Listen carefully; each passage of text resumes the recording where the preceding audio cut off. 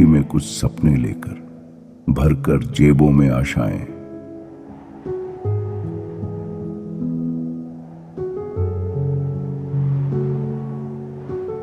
दिल में है अरमान यही, कुछ कर जाएं, कुछ कर जाएं।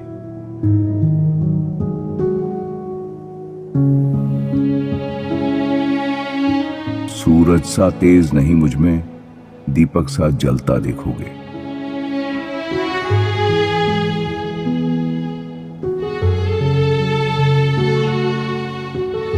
सूरज सा तेज नहीं मुझ में, दीपक सा जलता देखोगे।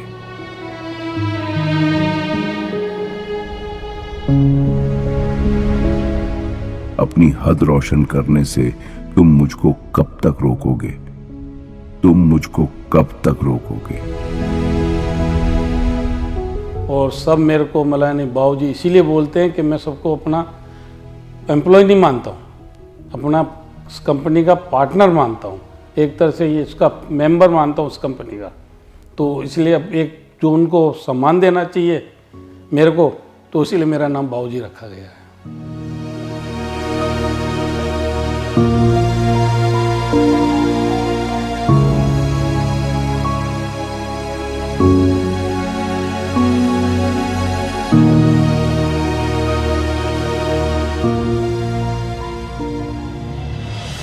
आज जो चंदीराम जी जो ब्रांड आज यहाँ पे है, इस मुकाम पर है, इसकी सक्सेस का पूरा योगदान तो मेरे पिताजी को ही जाता है। और उन्होंने यहाँ जयपुर में आकर के ब्लैक एंड वाइट का काम स्टार्ट किया था और धीरे धीरे उनकी ही नींव रखी हुई है। क्या पापा जी चंदीराम जी के नाम से इतने हाईलाइट हो गए थे कि ब्लैक एंड वाइट स्पेशलिस्ट तो चंदीराम जी हैं। मैं पत्थर पर लिखी इबारत हूं, शीशे से कब तक तोड़ोगे? मिटने वाला मैं नाम नहीं, तुम मुझको कब तक रोकोगे? तुम मुझको कब तक रोकोगे? मैं जब छोटा था, पिताजी और दादाजी के पुश्तैनी काम, कपड़े की दुकान थी, मैं वहाँ बैठता था, उनके पास जाता था। मैंने पढ़ाई में 4 क्लास पढ़ा हुआ हूँ और सामान्य स्थिति होने के कारण आगे मैं पढ़ाई नहीं कर पाया और वहाँ से ये समझ लो कि मेरा जीवनी स्टार्ट हो रही है। 17 साल का था तब मैंने माँ लक्ष्मी मिल एनटीसी मिल थी, उसमें सर्विस के लिए अप्लाई करा और मेरी सर्विस लग गई थी। 3 साल मैंने सर्विस करी। 3 साल सर्विस करने के बाद मैं वहाँ से रिजाइन करके हमारा जो छपाई का कार्य है पुश्तैनी, वो कार्य सीखने के लिए मैं जयपुर आया। मेरे मामा जी के फैक्ट्री छपाई की थी, मैं वहाँ छपाई सीखने आया था। छपाई सीख करके 12 महीने सीखने के बाद फिर वापस में ब्यावर चला गया। फिर मैं पापा जी के साथ वापस काम में लग गया कपड़े वाले पुश्तैनी में। तो वहाँ से मेरी लगभग 5-7 साल बाद में मेरी शादी हो गई। मेरा मैरिज हुआ था 1985 में और शादी होने के बाद मैं अपना जीवन वहीं पे यापन कर रहा था। व्यापार न चलने की वजह से और थोड़ा सा उसमें मोमेंट कम हुआ, तो इस वजह से थोड़ा लॉस हो गया। इसलिए हमारे को शॉप, मकान सब धीरे धीरे करके सेल करने पड़े। फिर मेरे को पापा जी ने कहा अब आप ठेला लगा लो। हमने कपड़े रेडीमेड का 4 पहिए का ठेला आता है, उसमें हमने ठेला लगाया। और अपने फादर इन लॉ मतलब मेरे ससुर जी हैं, तो उनका मैसेज आया आप कब तक ठेला चलाएंगे, आप जयपुर आ जाओ, यहाँ आपको कुछ ना कुछ अच्छा व्यापार मिल जाएगा। तो मैं वहाँ से सब माल सेल करके मात्र 200 रुपये ले करके और जयपुर आया।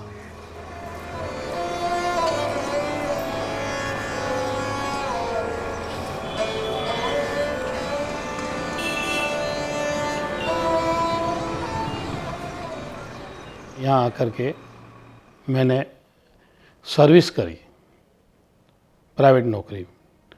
1500 रुपये महीने में मैंने नौकरी करी। लगभग 11-12 महीने मैंने यहाँ नौकरी करी उसके बाद में खर्चा नहीं चल रहा था, तो फिर मैं जो छपाई सीखी थी और वो छपाई मैं करने लगा था, उससे मेरा अच्छा गुजर बसर चलने लगा। और उसके चलते 8 महीने मैंने करा तो थोड़े से पैसे बचाए, और फिर मेरे साले साहब ने मेरे को बोला मैं हेल्प करता हूँ, आप कारखाना लगाइए, क्यों मैं काम सीख चुका था पहले ही। तो उन्होंने मेरे को 28,000 रुपये दिए थे। ब्लैक एंड वाइट का कारखाना लगाया था मैंने 93 में। ये ब्लैक एंड वाइट जो कलर है ये एक केमिकल कलर है, और ये फैब्रिक के ऊपर जब एक बार लग जाता है तो फैब्रिक में ब्लैक कलर की बहुत अच्छी ब्राइटनेस आ जाती है, और इसके जैसा जेड ब्लैक कलर कोई भी नहीं होता है। Actually black and white colour कोई भी नहीं बनाता था, इसका प्रोसीजर किसी के पास नहीं था। इसी वजह से ब्लैक एंड वाइट में हमने ध्यान दिया और ब्लैक एंड वाइट को प्रोसेस को आगे बढ़ाया, और उसमें हम थोड़ा सक्सेस गए। लगभग 5 साल 6 साल तक तो बहुत अच्छा कार्य चला। उसके बाद जैसे जैसे एक्सपोर्ट डाउन हुआ, काम भी डाउन हो गया। करीबन 4 साल तक इसी तरह से रहा, और उसके बाद भी हिम्मत जो थी हमने नहीं हारी, जोश था हमारे में, नए रूप में इसको ला करके वापस चालू करा। किसी की मुस्कुराहटों पे हो निसार, किसी का दर्द मिल सके तो ले उधार, किसी के वास्ते हो तेरे दिल में प्यार, जीना इसी का नाम है। बापू बाज़ार यहाँ का लोकल बाज़ार है, उसके अंदर कुर्तियों का जॉब करने लगे थे ब्लैक एंड वाइट। 4 साल बाद में हमारे को छोटे ब्रदर थे, उन्होंने आके बोला आप अपना कार्य चालू करो कुर्ती का। उनके कहने के अनुसार मैंने तुरंत अपनी सैम्पलिंग स्टार्ट करी, और उस सैम्पलिंग जब मैंने तैयार करी और सैंपल तैयार करके मेरे बच्चा, उनको मैंने बोला आप ये मार्केट में दिखा के आ जाओ, आप मार्केट से ऑर्डर नहीं लेने का। उन सबको बोला कि आप हमारे यहाँ आओ और वैरायटी और देखो, और काम देखो, फैब्रिक देखो, प्रिंटिंग देखो, स्टाइल भाई इसमें पैटर्न देखो, आपको बहुत मिलेंगे। ऐसे करके हमने काम स्टार्ट करा इस कुर्ती का। झुक झुक कर सीधा खड़ा हुआ, अब फिर झुकने का शौक नहीं। झुक झुक कर सीधा खड़ा हुआ, अब फिर झुकने का शौक नहीं। अपने ही हाथों रचा स्वयं, तुमसे मिटने का खौफ नहीं। तुम हालातों की भट्टी में जब जब भी मुझको झोंकोगे, तुम हालातों की भट्टी में जब जब भी मुझको झोंकोगे, तब तब कर सोना बनूंगा मैं। तुम मुझको कब तक रोकोगे, तुम मुझको कब तक रोकोगे। जब काली घटा छाए ओरे हो अंधेरा सच को निगल जाए, जब दुनिया सारी डर के आगे सर अपना झुकाए, जब दुनिया सारी डर के आगे सर अपना झुकाए, तो शोला बन जा, वो शोला बन जा जो खुद जल के जहां रोशन कर दे। अकला जोलू रे जो खुद जल के जहां रोशन कर दे, একলা জলো রে যদি তোর ডাক শুনে কেউ না আসে। 25 पीस से स्टार्ट करा था, हमारे को साल भर लग गया 100 पीस बनाने के लिए। इसका असली राज काम करने का जुनून, हिम्मत और आगे बढ़ने की इच्छा है।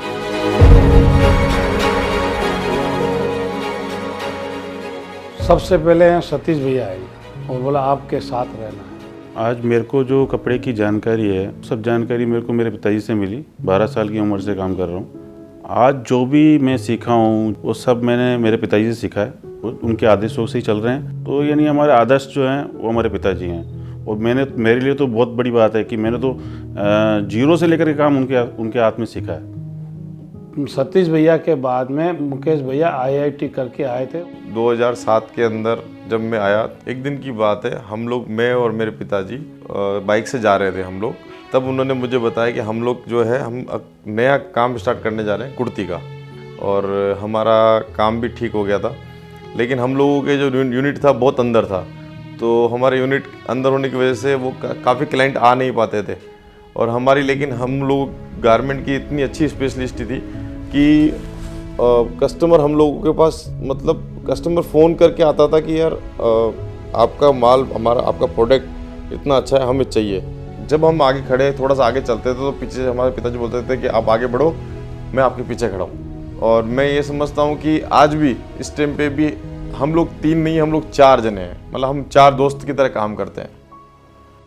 जब ये आगे बढ़ने लगा तो मुकेश भैया का थोड़ी सी प्रॉब्लम हो गई, तो उनको मैं 6 महीने के लिए रेस्ट दिया।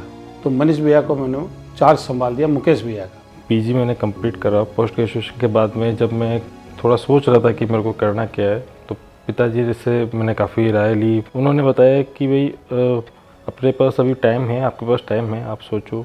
जब तक मैं सोच रहा था तब तक मैं अपने बिजनेस में इन्वॉल्व था। मेरे बड़े भैया ने, दोनों भैया ने अपने पिताजी, मतलब पापा जी से ही सब कुछ सीखा है, और मैंने तो इन तीनों से सबसे सीखा है।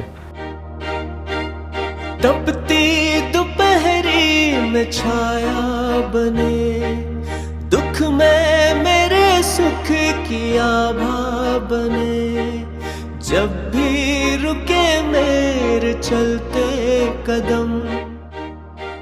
कभी हम हिम्मत हारते भी थे ना, तो वो बोलते थे तू चल, आगे देखा जाएगा जो होगा। दोनों भैया ने अपने पिताजी, मतलब पापा जी से ही सब कुछ सीखा है। पीछे से हमारे पिताजी बोलते थे कि आप आगे बढ़ो, मैं आपके पीछे खड़ा हूँ। मेरे को इतना महसूस ऐसा हो रहा, गर्व हो रहा है अपने बच्चों पे। कोई शब्द बोलने के लिए नहीं, मैं बोल नहीं सकता।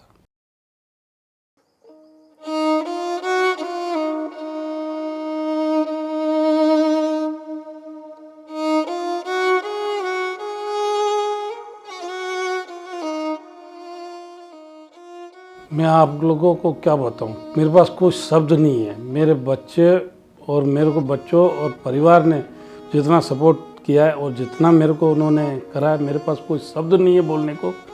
इतना मैं गर्वित हूँ।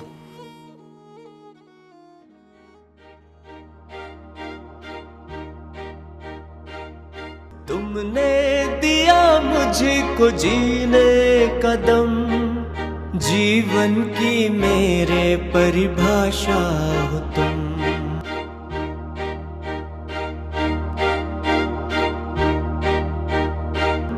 तुमने दिया मुझको जीने का दम, जीवन की मेरे परिभाषा हो तुम। पापा, मेरे पापा, तुम सा न कोई जहां में। पापा, मेरे पापा, तुम सा न कोई जहां में।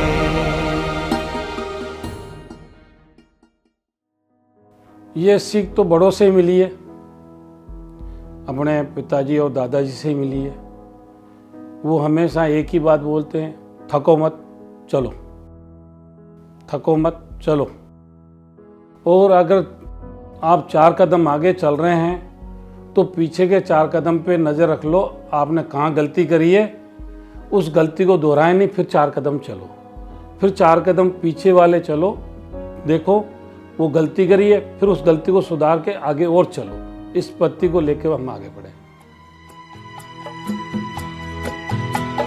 साथी न कारवा है, ये तेरा इम्तिहा है। साथी न कारवा है, ये तेरा इम्तिहा है। यूं ही चला चल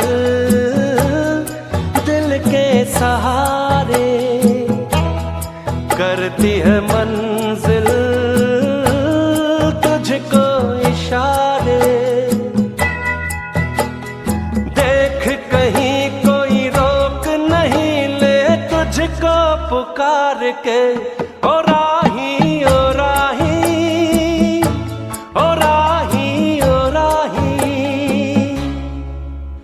रुक जाना नहीं तू कहीं हार के,